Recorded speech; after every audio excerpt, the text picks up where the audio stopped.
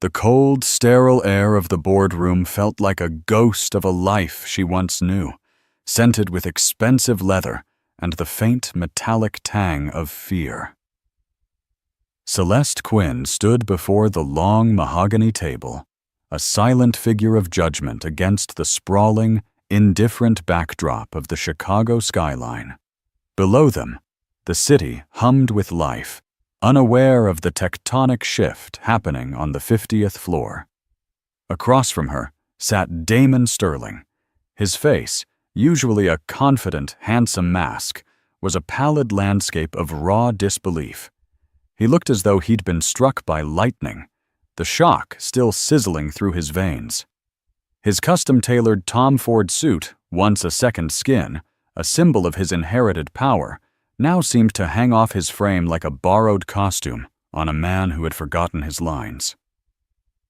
His knuckles were white where he gripped the edge of the table, his only anchor in a world that had just been ripped from its foundations.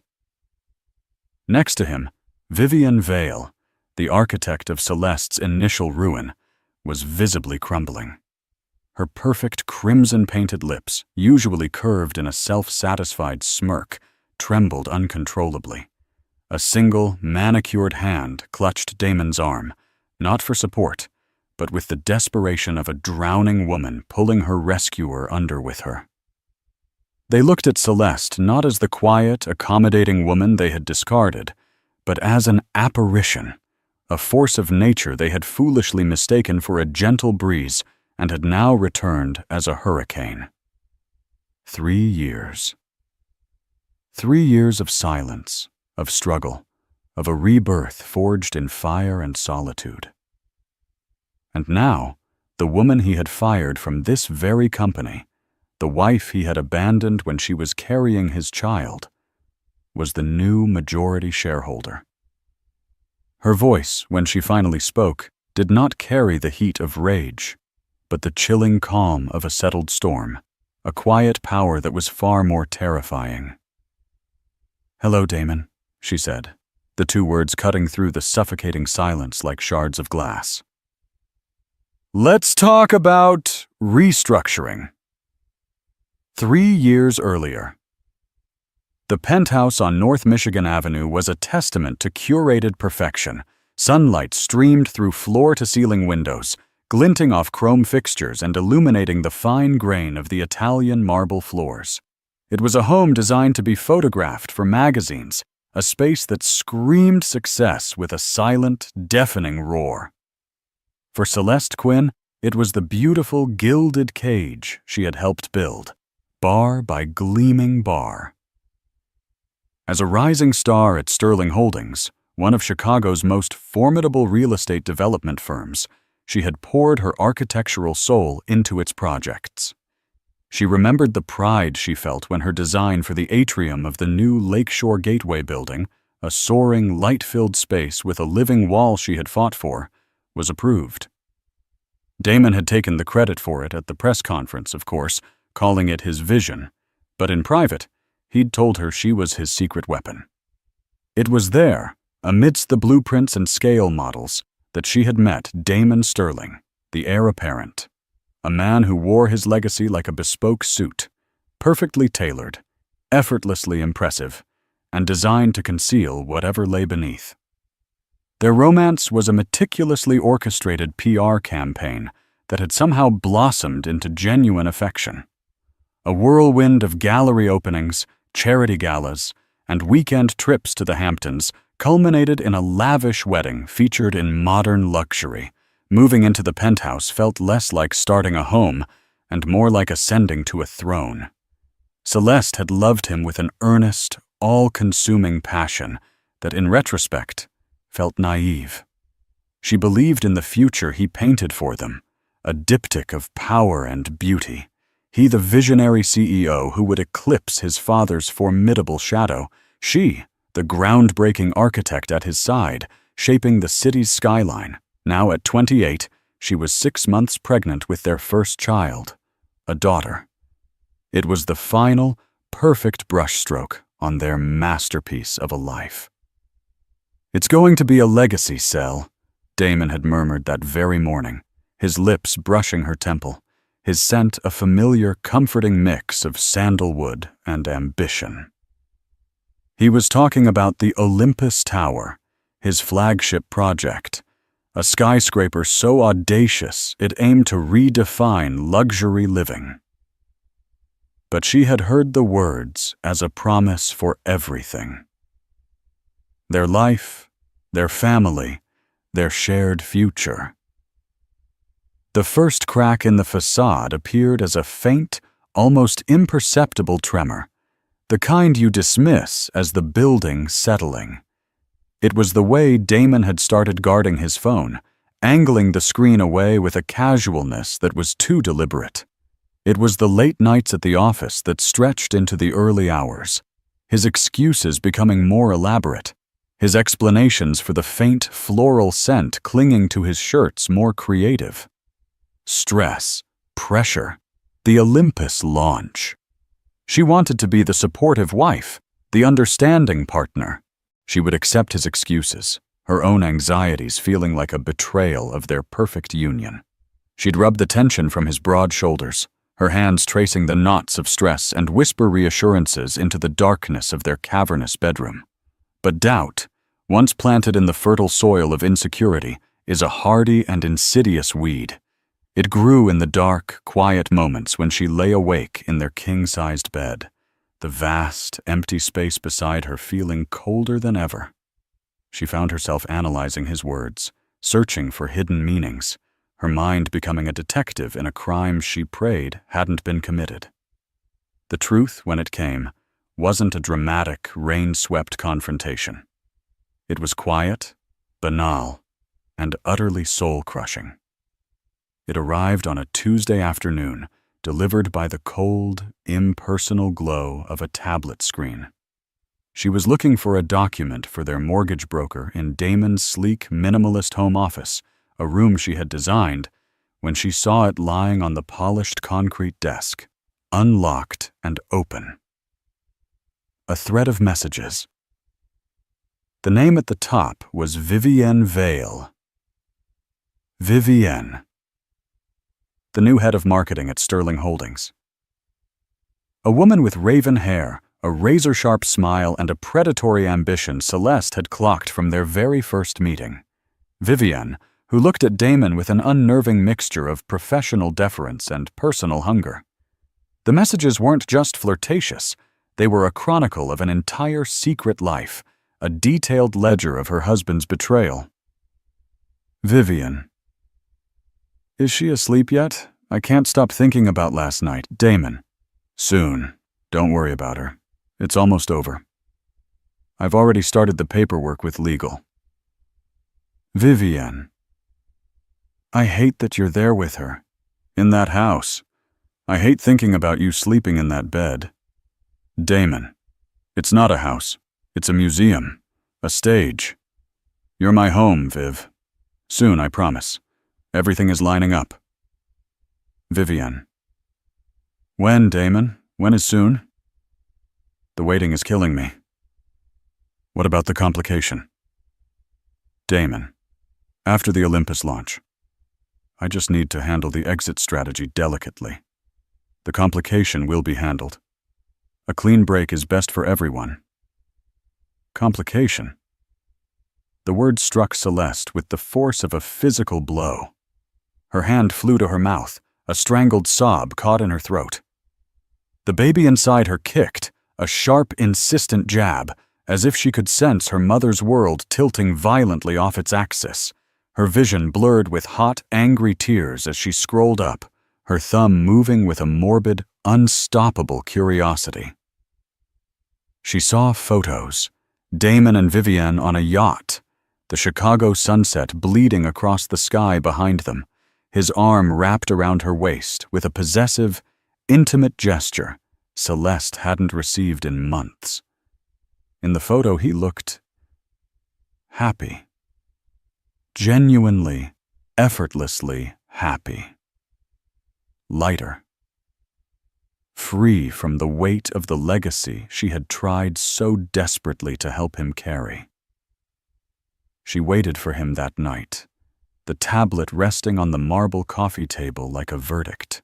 The air in the penthouse, usually so light and open, was thick with unspoken words, heavy with the impending doom of a coming storm. When Damon walked in, whistling softly, he saw her face first, then the tablet. The mask of the charming, unflappable CEO slipped for a fraction of a second, revealing a flicker of raw panic. It was gone as quickly as it appeared, replaced by a cold, unnerving resolve. "Celeste," he began, his voice low, cautious, the sound of a man preparing his defense. "Don't," she whispered, her voice cracking on the single word. "Don't you dare try to lie to me, Damon. Just tell me why." He let out a long, weary sigh, running a hand through his perfectly coiffed hair. He didn't look at her. He looked past her, out at the glittering tapestry of city lights, as if she were just another part of the scenery. "It just happened, Cel. These things, they're not planned. They're messy." "These things?" Her voice rose, laced with a hysteria she couldn't control. "You mean an affair with your employee? An affair you've been having while I am at home, carrying your child?" She gestured to her swollen belly, the physical evidence of their shared life, their supposed future. "We were building a life, Damon. A family." "Were we?" He finally turned to face her, and the warmth she had once cherished in his eyes was gone. They were the cold, assessing eyes of a stranger, a businessman evaluating a failed investment. "Or were we just playing a part? The perfect couple in the perfect home?" It was suffocating, Celeste. The pressure, the expectations, my father's legacy, this baby. He gestured vaguely at her stomach, and the casual cruelty of the motion stole her breath. "The baby," she repeated, her hand instinctively, protectively, covering her womb. "It changes everything," he said, the words cold and precise, each one a carefully placed stone building a wall between them. "It makes everything permanent, irreversible. Vivian. She understands me. She understands the pressure I'm under. With her, I can just be myself." "And who are you?" Celeste choked out, the tears now streaming freely down her face, hot trails of humiliation and heartbreak. "Who are you, really?" "I'm a man who needs to make a choice," he said, his posture straightening as he fully inhabited his corporate persona. The decision had been made long before this conversation. This was just the formal termination. "And I choose her. I'm sorry, Celeste. I truly am. But I can't live a lie anymore."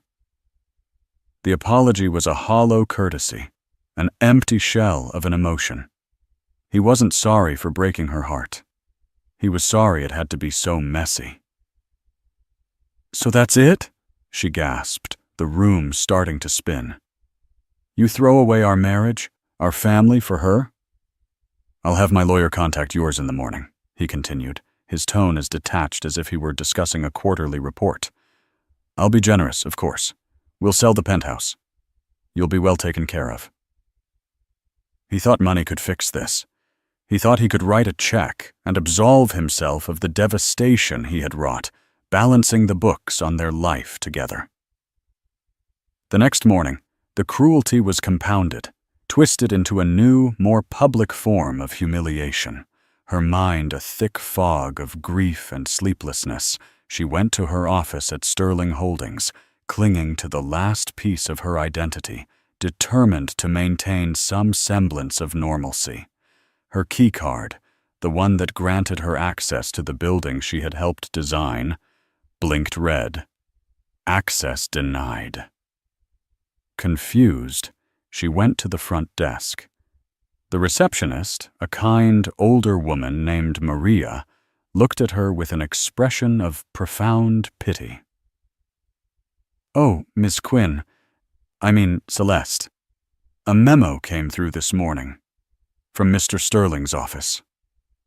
She hesitated, unable to meet Celeste's eyes. "Your contract has been terminated, effective immediately." "What?" The word was a faint puff of air, lost in the cavernous, marble-clad lobby. It cited corporate restructuring and redundancy of your role. Redundancy. She had been made redundant, not just as a wife, but as a professional. He was erasing her, methodically, efficiently, and without a trace of sentiment. He had taken her home, her husband, her job, and her future, all in less than 12 hours. She stood there, in the gleaming lobby of the company she had poured her heart and soul into, a place where her own designs were etched into the very walls. And she had never felt more powerless. She was 6 months pregnant, unemployed, and about to be homeless. Damon hadn't just left her.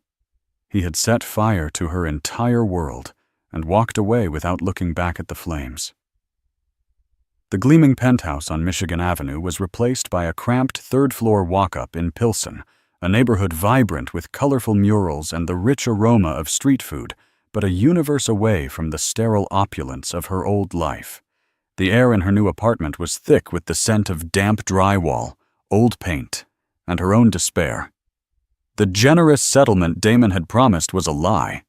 It became a protracted legal battle, orchestrated by his shark of a lawyer, a man who specialized in dismantling lives with surgical precision. They argued that her emotional state made her an unreliable negotiator, nickel and diming every asset, every shared memory, until she was left with a fraction of what she was owed, enough to secure the dingy apartment and little else. The first few weeks were a blur of sheer, primal survival. Morning sickness was a violent, daily reminder of the life growing inside her, the life Damon had dismissed as a complication. Some days, the grief was a physical weight that pinned her to the lumpy second-hand mattress, the city's symphony of sirens and car horns a mocking soundtrack to her misery. She'd lie there for hours, one hand pressed against her belly, feeling the faint, fluttering movements within. A war raged inside her, a fierce, primal love for this unborn child, and a terrifying, suffocating resentment for the circumstances of her existence. Her savings dwindled at an alarming rate. Humiliation became a constant companion, a shadow that followed her everywhere. One Tuesday, she found herself in line at a local food bank, her face hidden by a cheap scarf, her stomach churning with a shame so profound it felt like nausea. As she accepted a box of generic pasta, canned vegetables, and powdered milk, the woman ahead of her, a tired-looking mother with 2 small toddlers clinging to her legs, gave her a small, knowing smile. There was no judgment in her eyes, only a shared, weary understanding of hardship. That small, unexpected act of kindness broke something open in Celeste. She fled, hurrying back to her apartment as sobs racked her body, the weight of the charity box in her arms feeling as heavy as her failure. She was utterly, terrifyingly alone. Her parents had passed away in a car accident when she was in college, and Damon, she now realized, had systematically isolated her from her old friends. He had subtly discouraged her relationships, weaving a web of social engagements that revolved entirely around his world, his colleagues, his clients. The only person she could think of was Harper Reyes, her fiery, no-nonsense college roommate who now worked as a freelance journalist. They had drifted apart, a casualty of Celeste's absorption into Damon's gilded world. Swallowing her pride, a pride that had already been pulverized into dust, she dialed the number she still knew by heart. "Celeste? Holy shit, is that you?" Harper's voice was a shock of warmth in her cold, silent world. The dam broke. Celeste poured out the whole sordid story, the words tumbling out in a torrent of pain, shame, and incoherent rage. She told her about Damon, Vivian, the baby, the firing, the food bank. She expected pity, or perhaps a gentle, "I told you so," because Harper had never been Damon's biggest fan, finding him as charming and as deep as a puddle of spilled champagne. Instead, there was a beat of charged silence on the other end of the line. "Okay," Harper said finally, her voice firm, devoid of pity. "So you can either lie there and let that narcissistic trust fund prick win, or you can get up and build a goddamn empire out of the ashes. He didn't just fire an architect, Sel. He fired a creator. He fired a woman who sees the world in lines and light and possibility. So for God's sake, create." The words were a splash of icy water to the face. "Create what, Harper?" Celeste cried, her voice thick with tears. "I have nothing. I am nothing."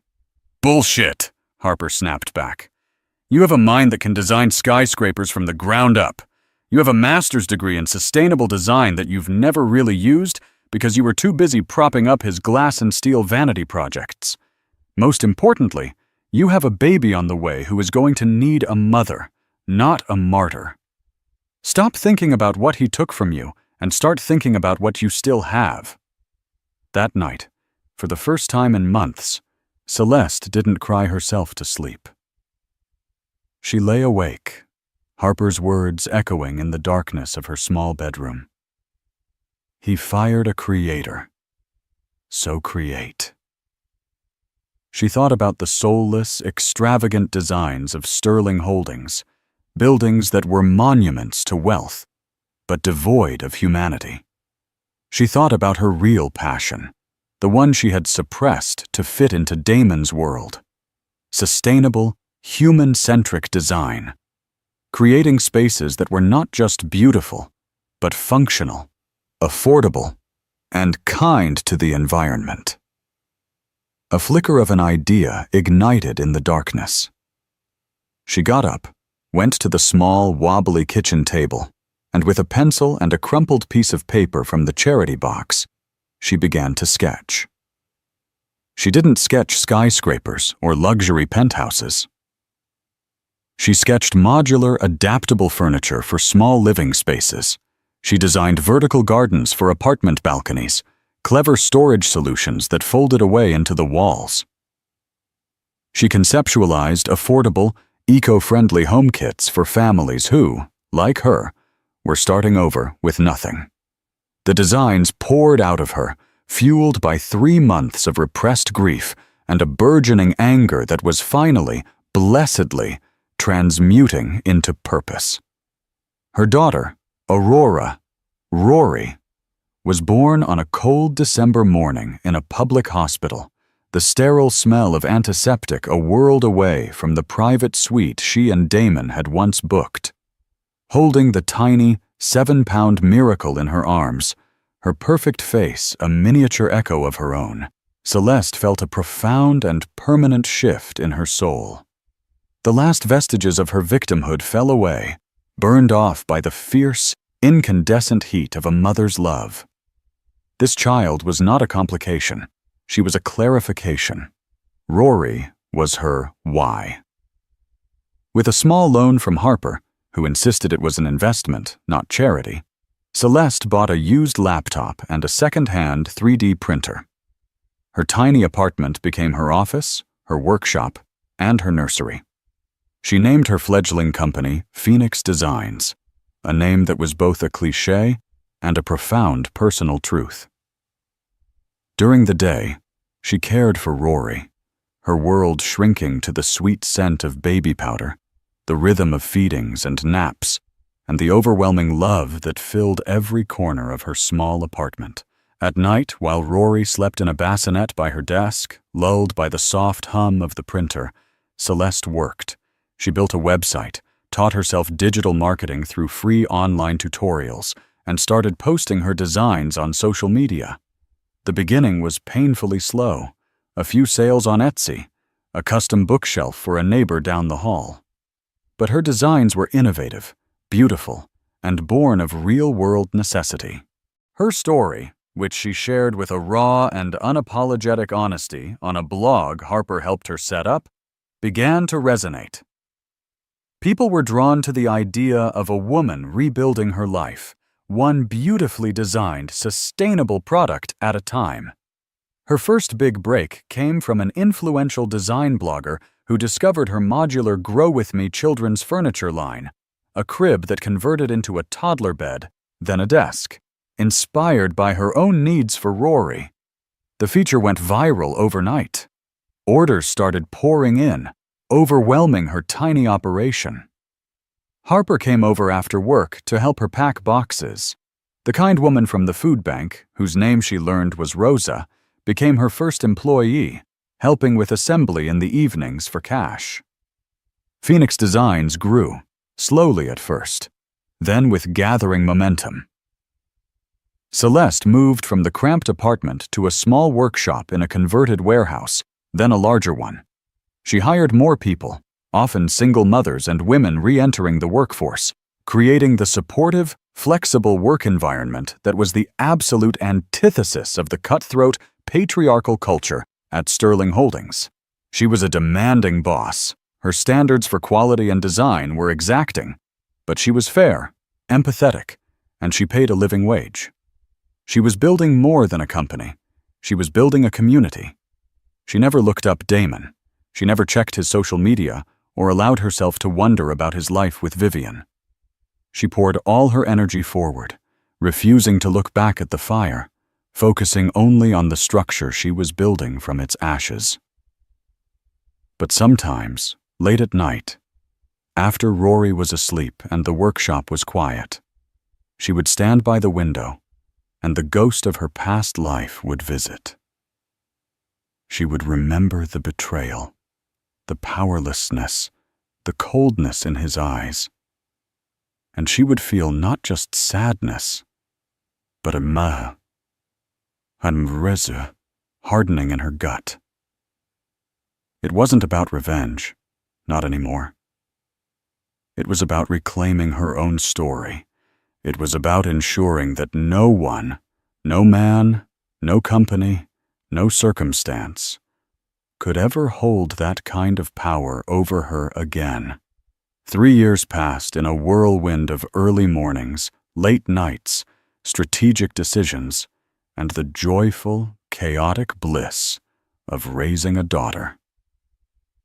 The Chicago skyline, once a painful symbol of her loss, was now the backdrop to her triumph.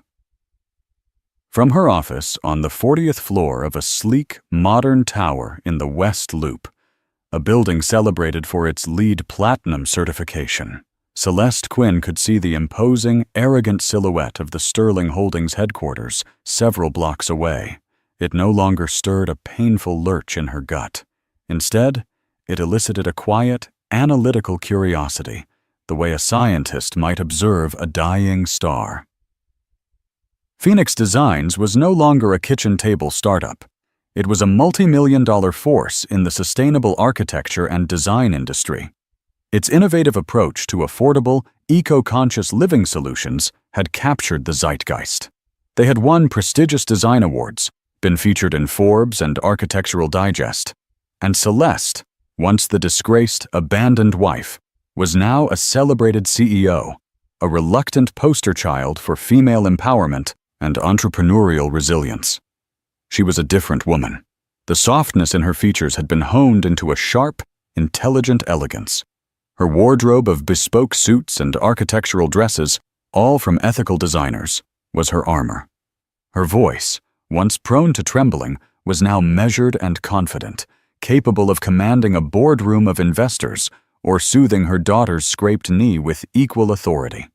Rory, a bright, curious 3-year-old with Damon's dark, wavy hair and her mother's determined green eyes, was the sun around which Celeste's universe orbited.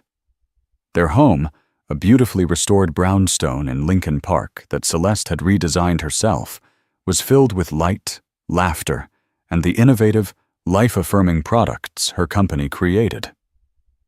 It was a sanctuary built not on wealth, but on purpose.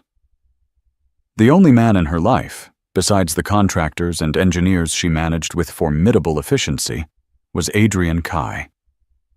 A sharp, insightful venture capitalist who had been one of Phoenix's early and most ardent investors, Adrian saw more than just a profitable business. He saw the fire and brilliance in Celeste. Their relationship was one of deep mutual respect and a simmering, unspoken attraction. He understood her boundaries, the guarded fortress she had built around her heart, and he never pushed. He was her ally, her confidant, and perhaps one day, something more. But for now, Celeste's focus remained singular: her daughter and her company. The news about Sterling Holdings came to her through Adrian. It wasn't a sudden dramatic collapse, but a slow, creeping decay she had half expected. "Damon's been bleeding the company dry for years," Adrian explained over coffee in her office, sliding a tablet across the polished bamboo desk. It was filled with financial reports, market analysis, and damning internal reviews. "He's all flash, no substance.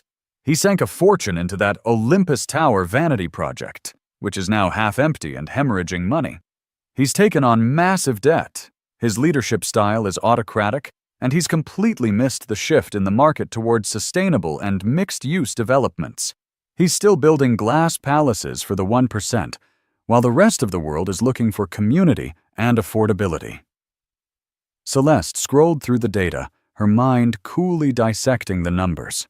She recognized the patterns of arrogance and short-sightedness.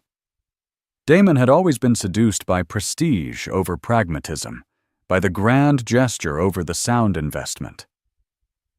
"Their stock is at an all-time low," Adrian continued, his eyes watching her carefully, gauging her reaction. "The board is panicking. They're vulnerable, incredibly vulnerable." He paused, letting the weight of his next words settle in the air between them. "Vulnerable enough for a hostile takeover." Celeste looked up from the tablet, her heart giving a sudden, powerful thud against her ribs. The idea was audacious, terrifying, and deeply, intoxicatingly compelling. Buy the company that had fired her? The company that was her ex-husband's entire identity, his birthright? "It's not just about him, is it?" she said, the question directed more at herself than at Adrian. He nodded, understanding her immediately. "No, I did some digging. He's planning a massive layoff to try and stop the bleeding. Over 500 employees. Many of them, like Maria at your old front desk, have been there for decades. Their pensions, their futures. It's all on the chopping block so he and his little marketing guru can keep living their lavish lifestyle." Vivian. The name still left a bitter taste in her mouth. Celeste had heard through the industry grapevine that she was now the executive vice president of marketing at Sterling, a position for which she had little qualification beyond her relationship with the CEO. Celeste thought of Maria, the kind receptionist. She thought of the junior architects who had looked up to her, the dedicated engineers who had respected her. These were the people who would pay the price for Damon's hubris and Vivian's ambition.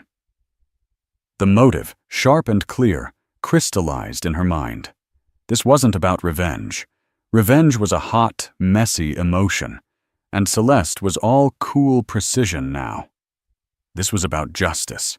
It was about rectifying a wrong on a scale she had never imagined possible. It was about saving the livelihoods of hundreds of people and transforming a toxic, dying monolith into something that could be innovative and humane. It was about taking the power back, not to crush him, but to build something better from the wreckage he had created. It was the ultimate Phoenix project. "What would it take?" she asked, her voice steady, betraying none of the turmoil inside her. A slow, knowing smile spread across Adrian's face. He knew that look in her eyes. It was the same look she'd had when she first pitched Phoenix Designs to him years ago, armed with nothing but a battered laptop and a ferocious, unshakable will to succeed. "It would take everything you've got," he said, his tone serious. "Financially, it would be a stretch, even for Phoenix. We'd need to bring in other investors, form a consortium. I can make the calls. The real question is, are you ready for the fight? He won't go down easy. It will get personal. It will get ugly." Celeste thought of the food bank line. She thought of the nights spent crying on a lumpy mattress, her hand on her pregnant belly. Feeling utterly alone, she thought of holding her newborn daughter, terrified, and yet filled with a strength she never knew she possessed. Then she thought of Rory, now sleeping peacefully in her bed, safe and loved.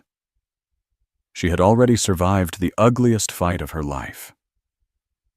This was just business. "He has no idea what's coming," Celeste said, a glacial calm settling over her. "Let's make the calls, Adrian. Let's buy his company." The plan was executed with the precision of a military campaign. Adrian and Celeste formed a private investment group, Phoenix Capital, quietly buying up huge blocks of Sterling Holdings stock through various shell corporations to avoid tipping their hand. They leveraged Phoenix's sterling reputation and Celeste's compelling story to bring other powerful, forward-thinking investors on board, all of whom were hungry for a change in leadership at the floundering real estate giant. Damon remained blissfully, arrogantly oblivious. He was too busy planning a lavish gala to celebrate the resilience of Sterling Holdings, a desperate PR move orchestrated by Vivian to quell the rampant rumors of their financial trouble. While they were picking out floral arrangements and approving catering menus, Celeste and her team were executing a multi-million-dollar corporate raid. Within 2 weeks, they had secured a 51% controlling interest. The final call was made to the chairman of the board, an old family friend of the Sterlings, who, faced with the undeniable numbers and the promise of a revitalized company under Celeste's visionary leadership, reluctantly agreed to call an emergency board meeting. The day of the meeting, Celeste dressed with meticulous care. She chose a charcoal gray suit with sharp, clean lines that spoke of power and precision. Her hair was pulled back in a severe, elegant chignon. Her only jewelry was a simple pair of diamond studs, a gift to herself on the first anniversary of Phoenix Designs. She looked in the mirror and saw not the woman who had been broken, but the woman who had put herself back together, stronger and more formidable than before. As she rode the private elevator up to the top floor of the Sterling Holdings building, she felt a strange sense of calm. This wasn't a homecoming. It was an exorcism. She was finally ready to face the ghosts of her past, not as a victim, but as their master. The boardroom at Sterling Holdings was exactly as Celeste remembered it, a cavern of dark, polished wood, gleaming chrome, and suffocating ego. The long mahogany table reflected the grim, anxious faces of the board members, a collection of old-guard businessmen who looked as though they were attending a funeral for their own fortunes. At the head of the table, in a throne-like leather chair, sat Damon. When Celeste walked in, flanked by Adrian Kai and her legal team, a collective gasp seemed to suck the very air out of the room. Damon's face cycled through a rapid series of emotions: confusion, disbelief, and finally, a dark, simmering rage. He looked at her as if she were a ghost who had wandered into the wrong haunting ground. Vivian, seated slightly behind him in a carefully staged display of subordinate devotion, turned a sickly shade of white, her perfectly glossed lips parting in a silent "oh" of shock. "Celeste?" Damon finally managed, his voice a hoarse, strangled whisper. "What the hell are you doing here?" Celeste didn't answer him. She walked with a calm, deliberate pace to the empty chair at the opposite end of the table, a seat reserved for the highest power in the room, and placed her leather portfolio down with a soft, definitive thud. The sound echoed in the tense silence. "Good morning, members of the board," she said, her voice clear and resonant, filling the room with an authority it hadn't heard in years. "For those of you who don't know me, my name is Celeste Quinn. As of 8:15 this morning, my investment group, Phoenix Capital, acquired a 51% controlling interest in Sterling Holdings, which means, as of now, I am in charge." The statement landed like a grenade. Chaos erupted. Damon shot to his feet, his chair scraping violently against the floor. "This is insane! It's impossible!" he sputtered, his face turning a blotchy, unattractive red. "You can't do this! This is my family's company!" "It was your family's company, Damon," Celeste corrected him, her gaze as cold and sharp as ice. "Now it's a publicly traded corporation, and you, unfortunately, have driven its value into the ground with your mismanagement. Please, sit down. We have a lot to discuss." Her unnerving calm seemed to unhinge him more than any screaming match could have. He remained standing, trembling with an impotent fury that made him look small and pathetic. Celeste turned her attention to the stunned board. "I've reviewed the financials for the last 3 fiscal years. I've seen the spiraling debt, the over-leveraged assets, and the catastrophic failure of the Olympus Tower project. A project, I might add, that diverted nearly 40% of the company's capital based on ego rather than sound market research." She paused, letting the indictment hang in the air.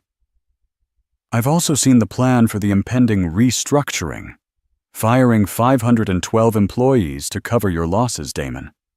Was that your brilliant idea, or did it come from your executive vice president of marketing?" She flicked a cool, dismissive glance at Vivian, who flinched as if she'd been physically struck. "This is a private board matter," Damon snarled, grasping for some semblance of control. "Not anymore," Adrian Kai interjected smoothly, his voice a calm counterpoint to Damon's rage.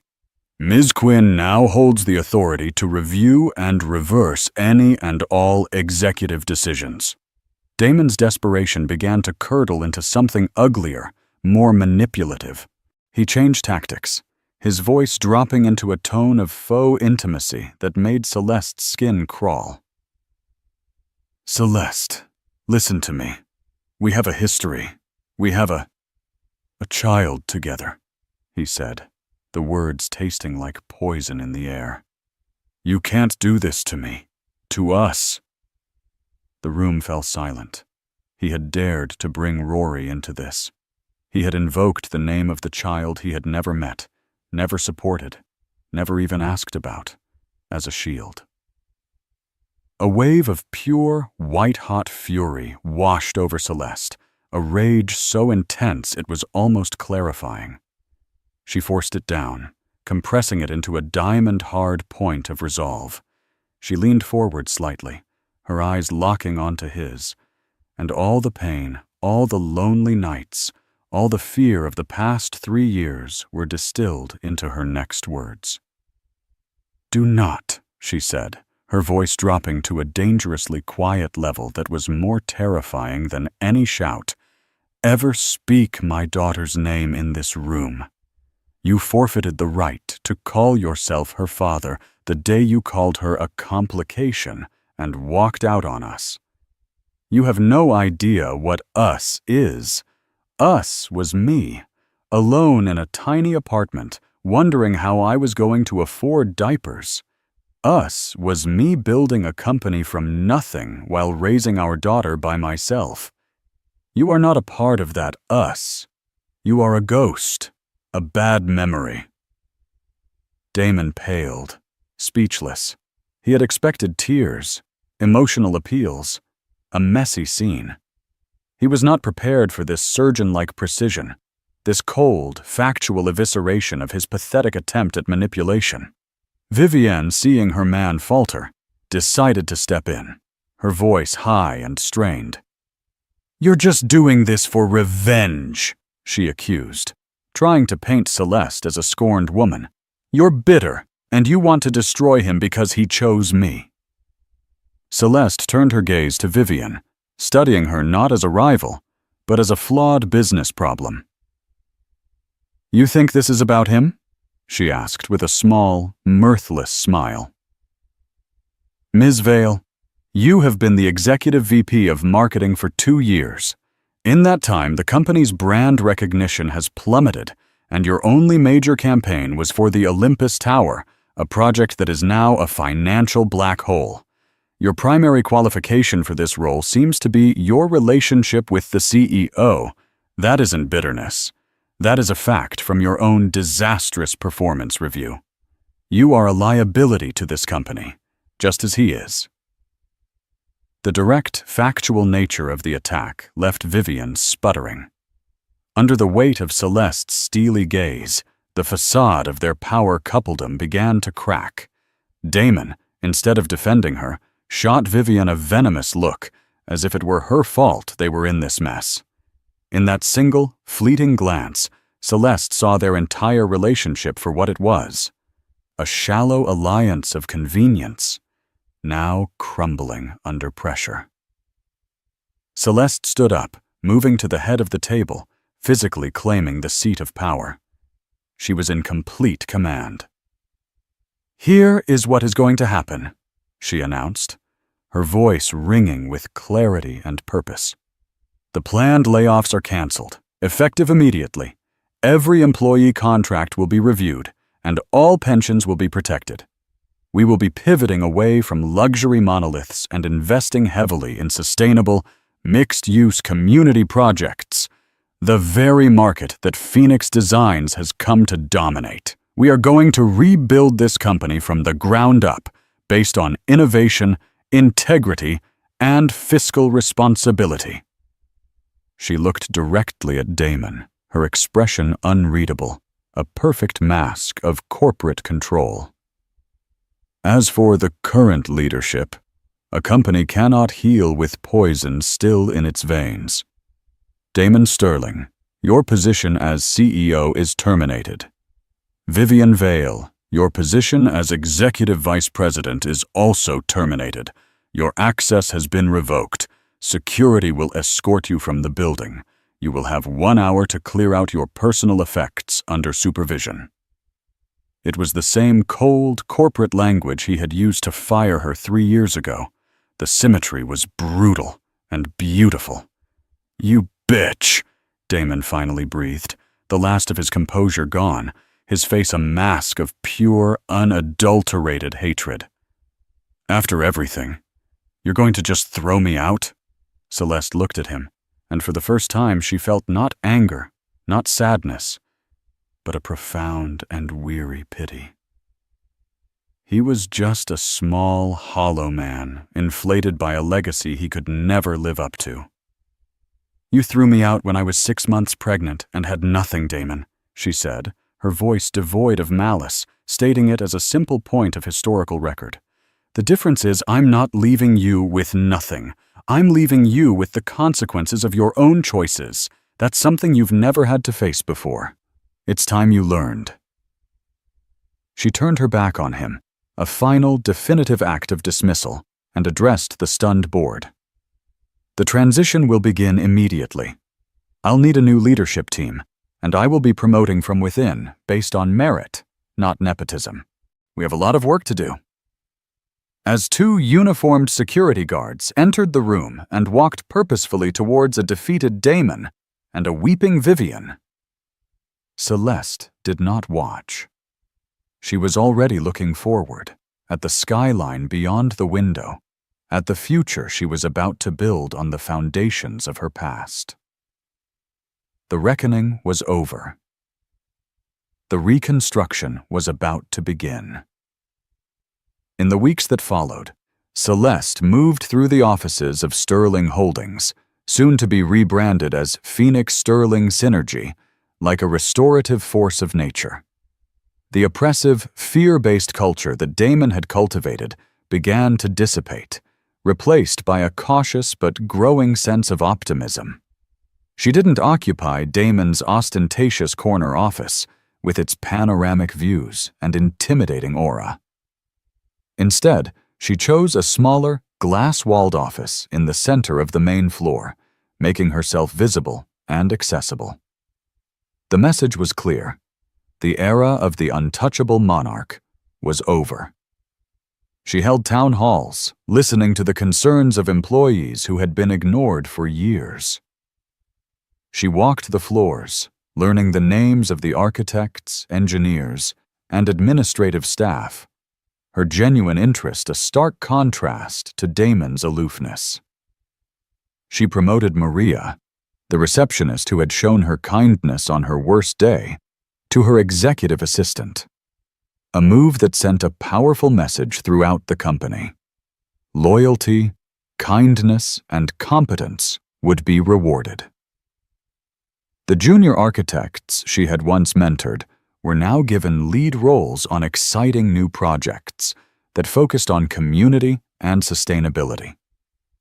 The dead weight, the cronies Damon had hired, was cut, but the heart of the company, its talented and dedicated workforce, was saved and nurtured. One afternoon, Adrian Kai found her staring out her office window, a pensive look on her face. "A penny for your thoughts?" he asked, leaning against the doorframe, his presence a comforting constant. "I was just thinking," she said, a small wry smile playing on her lips, "that I spent so long trying to forget this place, to erase it from my memory. And now I'm spending all my time trying to fix it." "It's not the same place, Celeste," he said softly. "You changed it. You took away its power to hurt you and gave it a new purpose. That's not fixing something broken. That's creating something new." He was right. The building was no longer a monument to her pain. It was just a building. The power it held was the power she gave it. And she was choosing to give it the power to heal, to build, to create good in the world. The weight she had carried for 3 years, the ghost of Damon's betrayal, had finally, completely lifted. She felt light. Her true empire, her real sanctuary, remained her home. That evening, she was on the floor of Rory's playroom, building a towering castle out of colorful magnetic blocks, one of Phoenix Design's best-selling toys. Rory, with her bright, infectious laugh, placed a final, crooked block on the very top. "It's the biggest castle ever, Mommy," she declared with the absolute certainty of a 3-year-old. "Yes, it is, my love," Celeste said, pulling her daughter into a fierce hug, breathing in the sweet, irreplaceable scent of her hair. This was her empire. Not the steel and glass tower downtown, but this small, perfect kingdom of love and laughter. Damon had tried to contact her once, through a lawyer, begging for a meeting. She had refused without a moment's hesitation.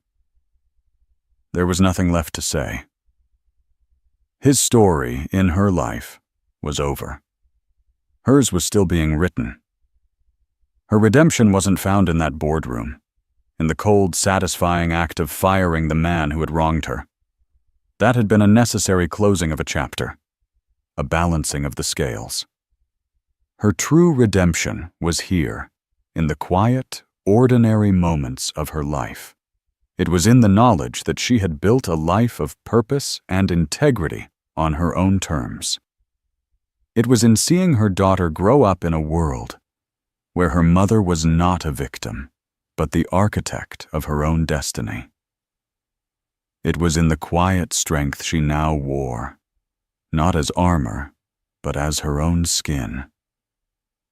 The sky above her was open and endless, and for the first time in a long, long time, she was ready to fly. Celeste Quinn's story is a powerful testament to the fact that our deepest wounds can become the source of our greatest strength. She transformed the ultimate betrayal into a catalyst for breathtaking success, not for simple revenge, but for a profound reclamation of her life and power. She didn't just buy a company, she rebuilt her world, her purpose, and her dignity on a foundation of resilience, intelligence, and integrity. Her journey reminds us that you can either be crushed by your past or you can choose to build your future upon it. The choice, in the end, is always yours. What did you think of Celeste's incredible transformation? Let us know your thoughts in the comments below. If her story of strength and perseverance inspired you, please hit that like button, share this video with someone who needs to hear it, and be sure to subscribe for more unforgettable stories of triumph over adversity. Thank you for watching.